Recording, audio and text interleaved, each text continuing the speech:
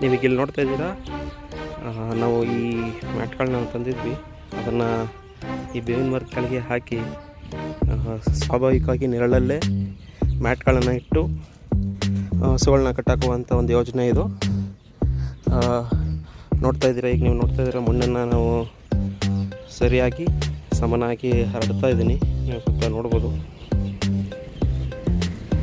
ಈಗಾಗಲೇ ಟ್ರ್ಯಾಕ್ಟ್ರ್ ಮಣ್ಣನ್ನು ಹೊಡಿಸಿದ್ದೆ, ಅಲ್ಲಿಂದ ಎಲ್ಲನೂ ಈಕ್ವಲ್ ಆಗಿ ನಾನು ಈಗ ಈ ಕಡೆ ಹಾಕ್ತಾಯಿದ್ದೀನಿ. ಇದಾದಮೇಲೆ ಇದನ್ನು ನೀರಿಂದ ಹಾಕಿ ತಟ್ಟಿ ಇನ್ನೂ ಸಮ ಮಾಡ್ತೀವಿ, ಅದನ್ನ ತೋರಿಸ್ತೀವಿ.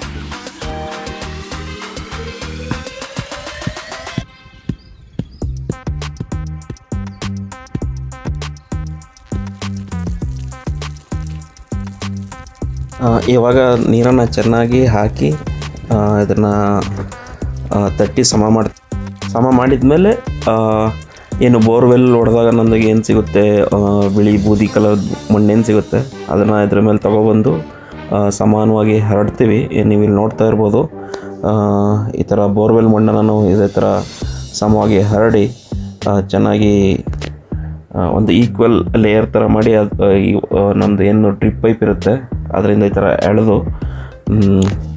ಸಮ ಮಾಡ್ಕೋತೀವಿ. ಈ ಥರ ಸಮವಾಗಿ ಹರಡಿದ ಮೇಲೆ ಎರಡೂ ಕಡೆಯಿಂದ ಅಂದರೆ ಹಾರಿಜೆಂಟಲಾಗಿ ಮತ್ತು ವರ್ಟಿಕಲಾಗಿ ಎರಡೂ ಸೈಡಿಂದ ಈ ಥರ ನಾವು ಎಳೆದು ಅದನ್ನು ಈಕ್ವಲಾಗಿ ಮಾಡ್ಕೋತೀವಿ. ಅಂದರೆ ಮೇಲ್ಗಡೆ ಫುಲ್ ಸಮವಾಗಿರೋ ಥರ.